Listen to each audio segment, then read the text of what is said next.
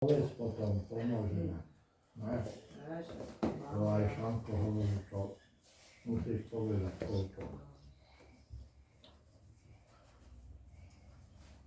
Nech je v poriadku, poriadne urobené. Ešte na lúhu. Ešte do lúhu. Ešte do lúhu. Človek ide do štátnej, musíš dať mi ešte súkromne. No ukáž sa a poď sem.